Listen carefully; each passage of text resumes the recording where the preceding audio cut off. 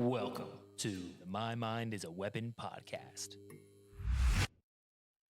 Welcome in, everybody. Episode 6 is here of My Mind is a Weapon Fantasy Football podcast. I'm your host, sleezballff. You can find me across all social media platforms as sleezballff, anywhere you want to look. Today, we are going to be diving into the top 32 running backs that I'm going to rank out, but it's only going to be one single running back per team. So the teams with two that are probably in most of my top rankings, you're not going to see.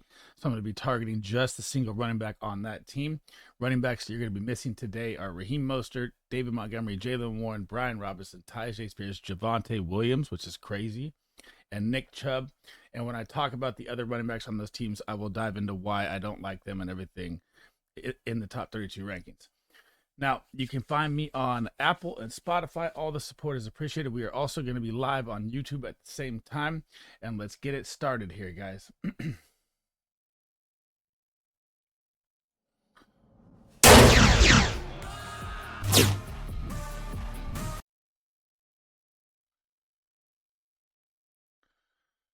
So you'll see my draft board here. My baller tier is the ballers that I target in every single draft I can. You're going to see tier 1, tier 2, tier 3, tier 4, tier 5. I'm going to rank them out 1 through 32. And let's get it started here.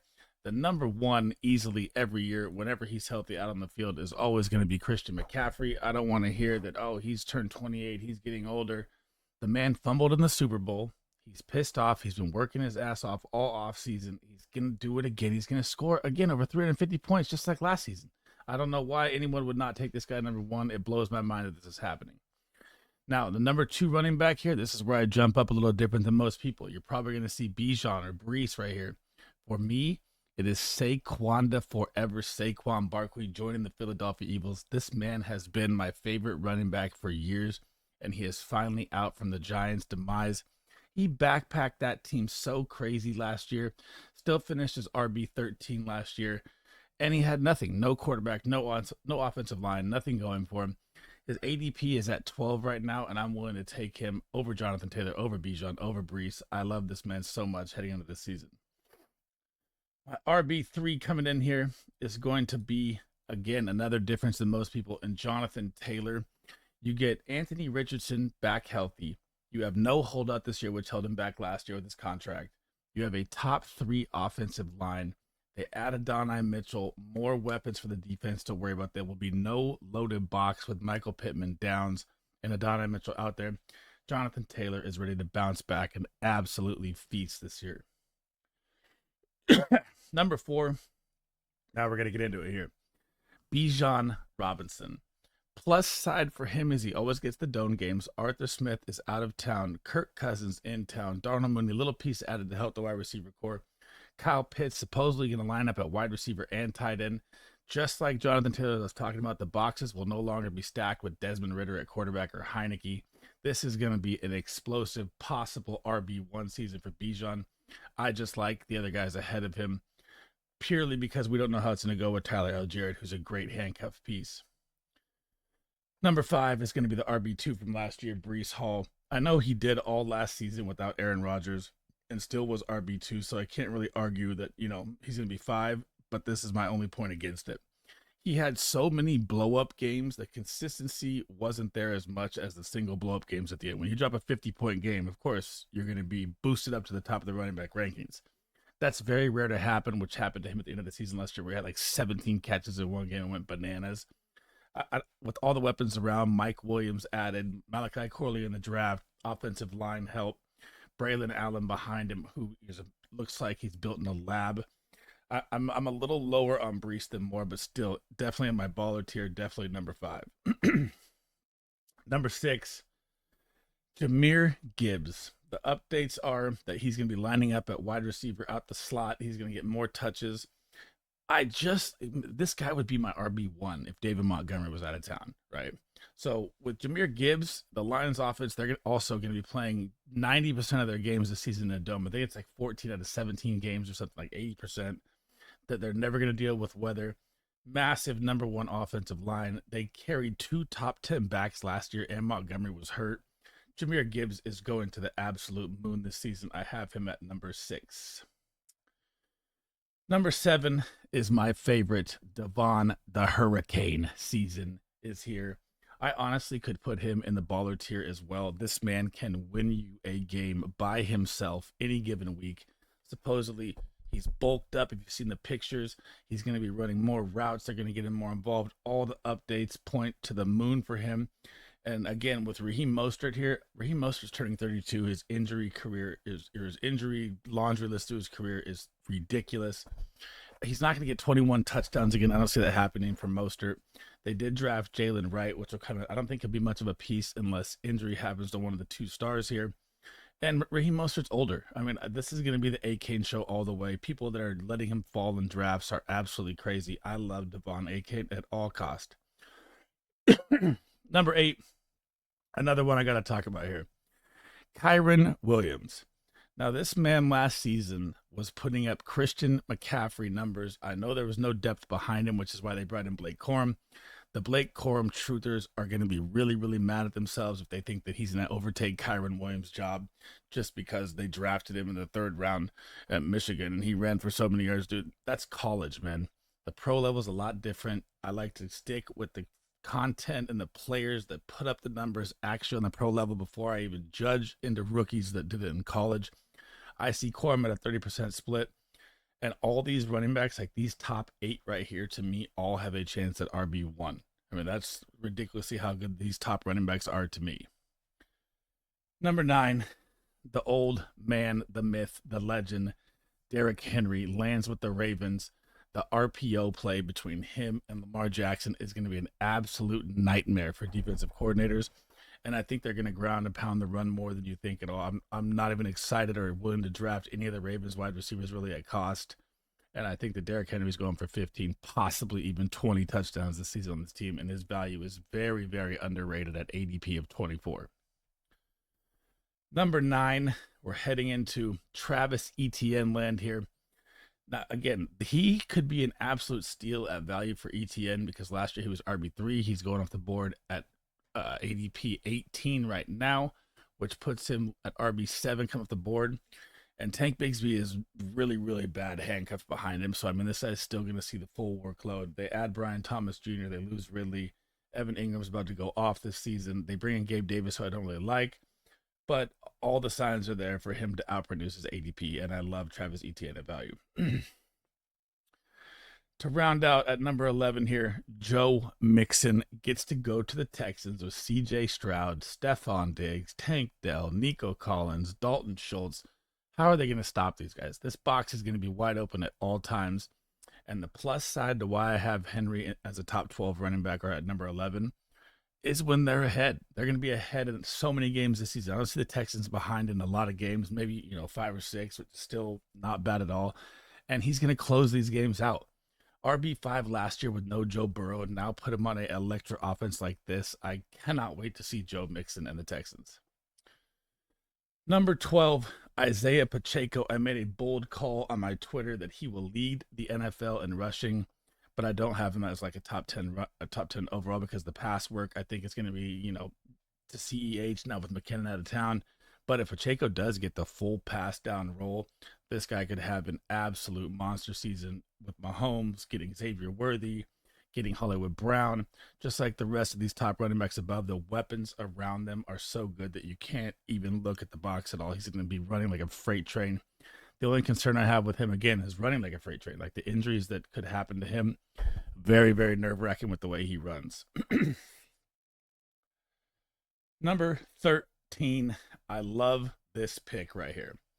Josh Jacobs to the Packers. And everyone's like, oh, he was washed up at the Raiders last year. At the Raiders last year, he faced the number 1 most stacked boxes in the NFL. Still produced at a decent level, nothing great. But now you get him at Green Bay, where all the weapons around him, just like I said with the other running backs as well, they will not be able to stack the box in Green Bay. He's going to be running free. I don't buy the Marshawn Lloyd hype. Marshawn Lloyd's just like Blake Corum. He's not going to do nothing unless 25% snap share to spell the running back. Or if they're blowing a team out, he will close the game out, right? That's the only way I see him cutting on the field. Josh Jacobs is insane value at ADP 32, and I love drafting this guy every single time I see him on the board. Number 14, Alvin Kamara. This one is crazy. So he was 3rd in points per game last season. Nothing has changed. Their offensive line has gotten better, and yet he's still going off the board at RB17 at ADP 48. I'm like, what is going on here?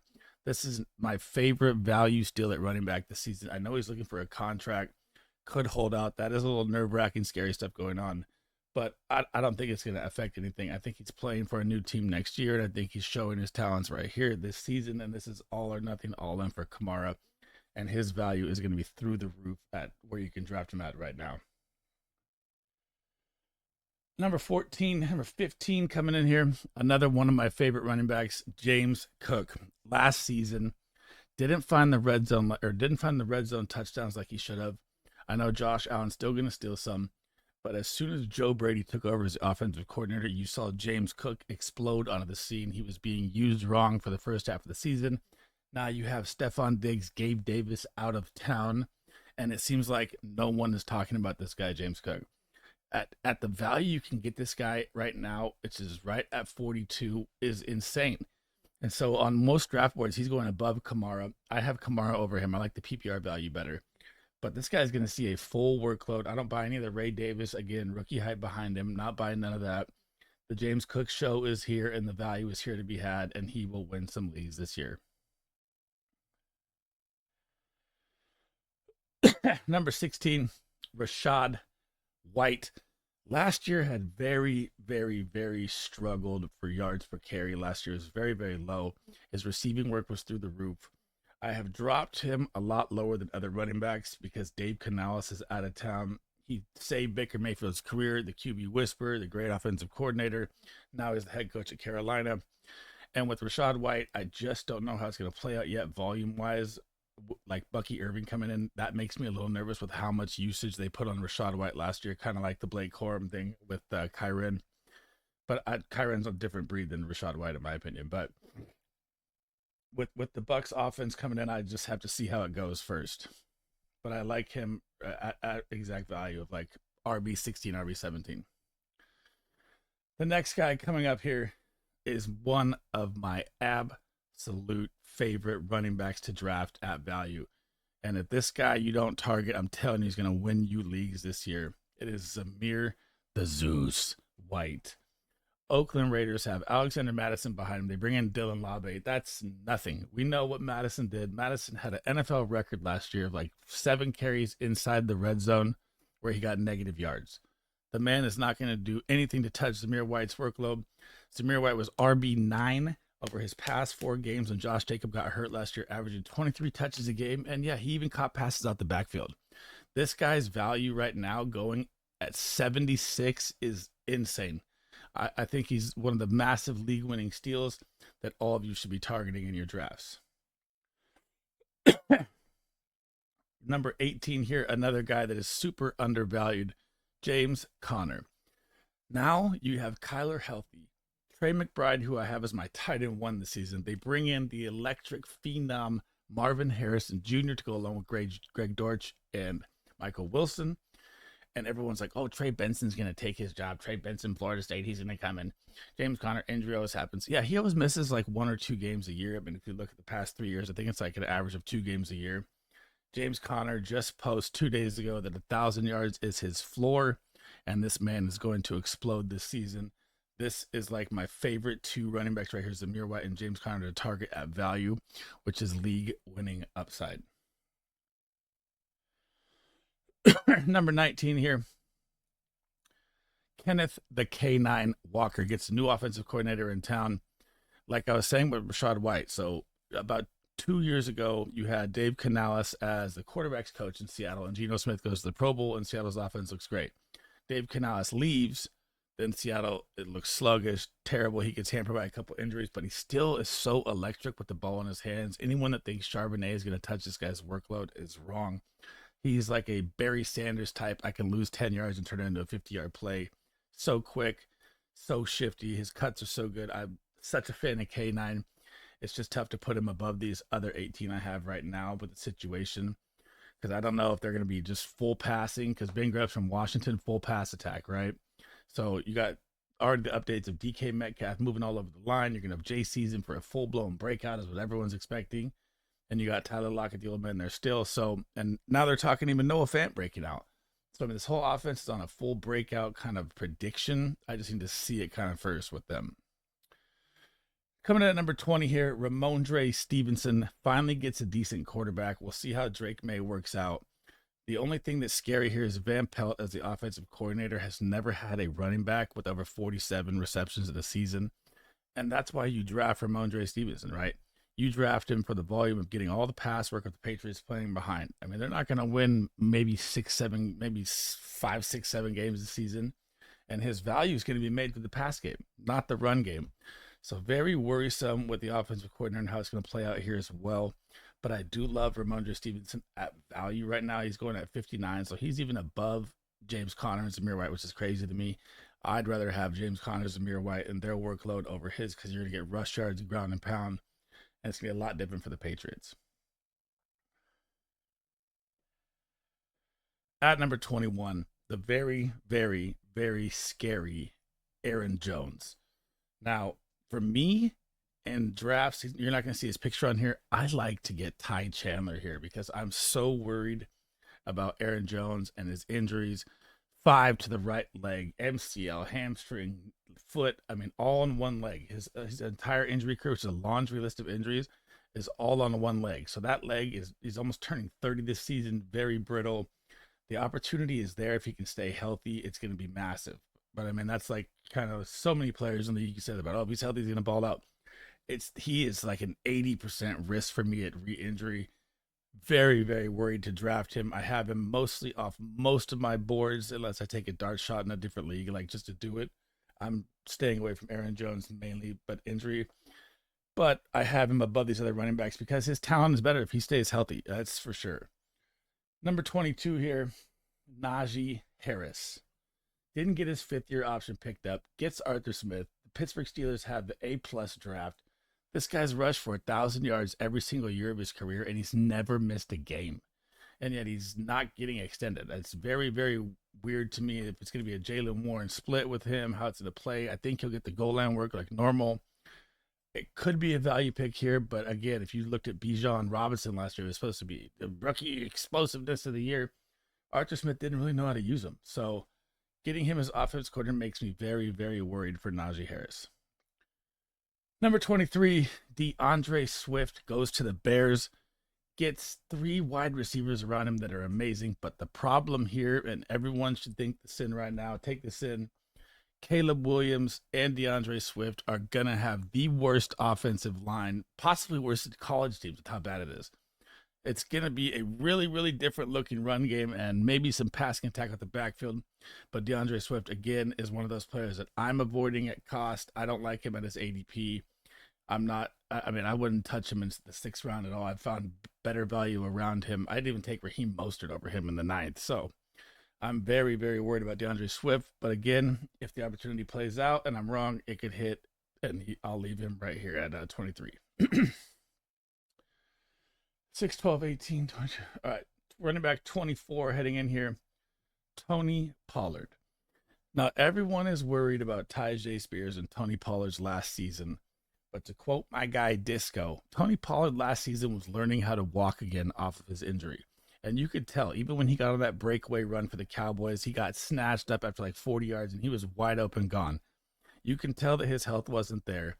Now he's got a full, healthy offseason behind him off a major injury. And you get a whole, and Derrick Henry's gone. It's going to be a new look Titans. They bring in 4 new linemen, only keeping 1 from last year. Taylor Lewan, great draft pick. They bring in Calvin Ridley to go along with DeAndre Hopkins, Tyler Boyd as well, Chikakonkwo at tight end. This could be a massive, massive value steal for Tony Pollard at ADP 87 in the 8th to 9th round. I absolutely love his value. But again, just because the 50-50 split, I have to drop him down lower. Zach Moss here. Again, you're not going to see Brown here as well, because I think Zach Moss is going to be the better running back for the Bengals. People are forgetting last season for Jonathan Taylor as the Colts running back, that when Zach Moss stepped in during his holdout, he was RB5. 4 games to start the season, Zach Moss was RB5. I don't understand how people all of a sudden are looking at it like, oh, now Brown's going to come in and take over and learn the job. Joe Mixon was RB5 overall last year. This could be an absolute value steal with Zach Moss. I am worried about the pass work. That's why I have him so low in the rankings as well. But I really, really love Zach Moss at value. Heading on to our next running back here. Let me scroll up the page real quick. This one also is interesting to me. Gus Edwards. So most are going to tell you that the Chargers and Jim Harbaugh are going to pound the run game. I don't buy that with the Chargers. You got to be able to pound the run. You got to win the game. You got to be in control of the game. I don't see the Chargers with losing Keenan Allen and Mike Williams really controlling much of the clock in games. I think they play from behind. I think they really struggled this season. And I think Justin Herbert passes a lot more than you think.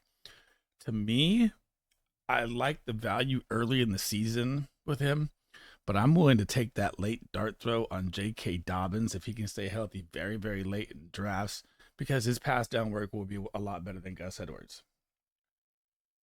The New York Giants bring in Devin Singletary. I mean, this guy is a model of consistency throughout his career, but it's never sparky enough. I mean, you're kind of like, oh, I could flex start him, and he's even kind of a scary flex start in 12-man leagues. Their offensive line gets a little help. Daniel Jones is back healthy, supposedly. They get an elite one, and Malik Nabers will take the top off, which will bring the defense out of the box a little bit, like when Saquon Barkley would just face a massive amount of stacked boxes. Might help Singletary a little bit. Their tight ends are already hurt. He's very, very sketch start for me, but I will leave him here late in the draft like this. 23, about running back 27 is where I put him. Coming into running back 28 here. Now, if Nick Chubb is back week 1, which this guy was squatting 585 pounds in his last post, whatever, that everyone hyped up about, even got me excited. That is strength, and strength is fine to see in a video, but I got to see Nick Chubb cut 20 times. I got to see him take a hit on his knee. I got to see him bounce back and do it again. I don't let a, hype video of working out at the gym get me excited. I still think Jerome Ford is going to be the running back for the first 6 to 8 weeks, maybe even 10. They might even work Chubb in slow. But again, I would never, judge someone's work ethic. Chubb could be back week 1 and, week 8 rolling healthy to go. So there's a lot of 50-50 shots here. I'm taking the safe route and saying Jerome Ford is going to be the guy for the first half of the season, and it's absolutely great value if he is. So, I mean, right now people are trying to jump up on Chubb, and Chubb's ADP has passed Ford now. So it's 102 for Chubb, 119 for Ford, and we don't even know if Chubb is playing.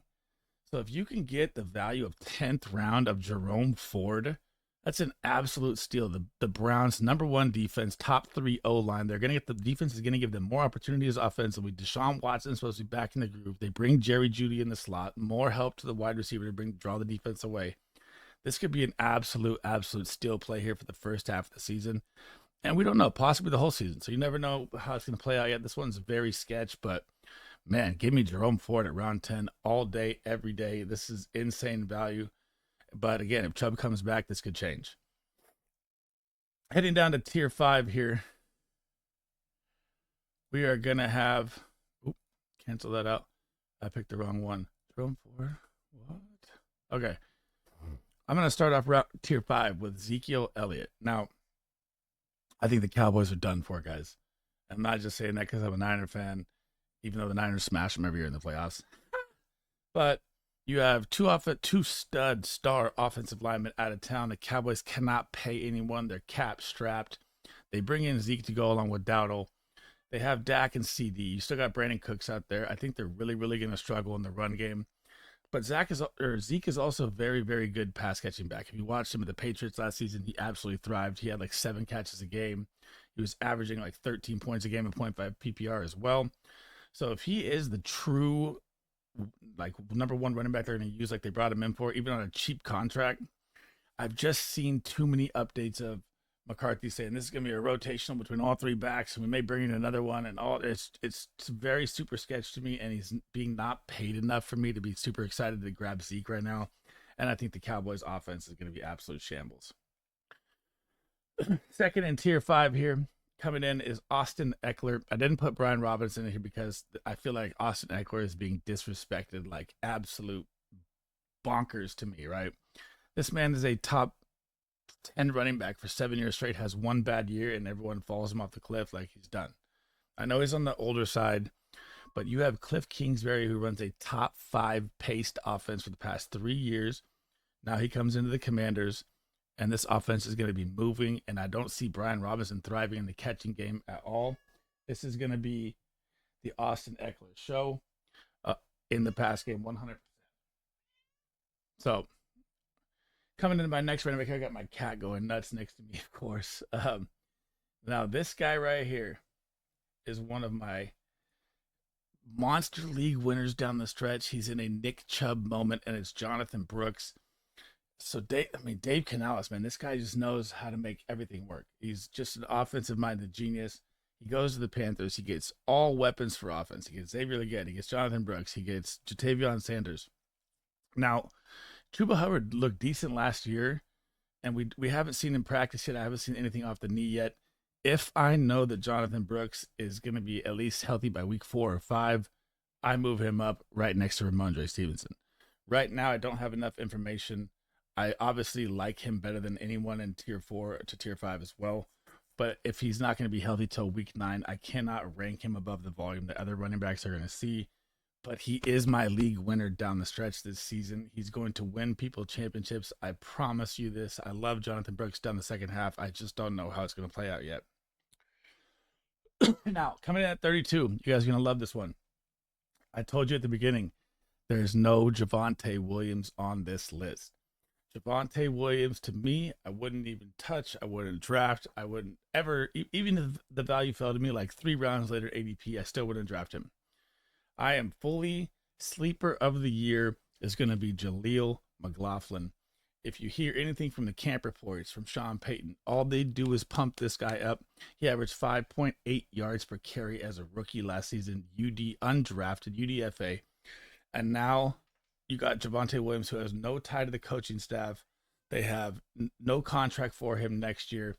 This is going to be my sleeper call of the year that Jaleel McLaughlin is a top 20 running back, and he's drafted in round 14. I absolutely cannot wait to see this happen, and I'm all in on him. And I think Audric Estime, the rookie at Notre Dame they drafted, could come in late in the season, maybe get some goal line touches here or there. Maybe they'll see what they have. But the Broncos aren't going to be winning any games, right? They're going to be playing from behind the whole time. Jaleel McLaughlin is their best pass-catching back. He's a speedster. And once you start to lose, and you already know the coaching staff has no ties to the player, and Peyton doesn't even talk about Javonte Williams. So once you start to lose and the season's falling apart, you look at what else you have. And I feel like Javonte Williams is a trade piece or he's a cut piece, and I just am not in on him at all this season. That is it for episode 6 of my top 32 running backs. If you guys have any questions, drop them in the comments. Let me know. I try to answer every single thing to help you guys win your leagues. Again, the list didn't show my exact top 32 rankings. This is just per team, right? So again, you're not going to see Raheem Mostert, David Montgomery, Jaylen Warren, Brian Robinson, Tyjae Spears, Javonte Williams, Nick Chubb. They're all like, so if I had to change it here, Raheem Mostert would be in my top 32, right? David Montgomery in my top 32. Jaylen Warren in the top 32. Brian Robinson, iffy. Tyjae Spears, iffy. Javonte Williams, iffy. Javonte Williams, no. Nick Chubb would be in there. Again, we don't know. I would put Chubb in the top 25 if I know he's healthy. Top 20 maybe even. But I just don't know yet. So make sure you guys smash that sub. I'll be doing my next video will be my wide receiver top 32 rankings all together. That's it for the episode, guys. Have a good afternoon. Have a good rest of your day. Have a good weekend this week. And I'll catch you guys in the next episode, man. Peace.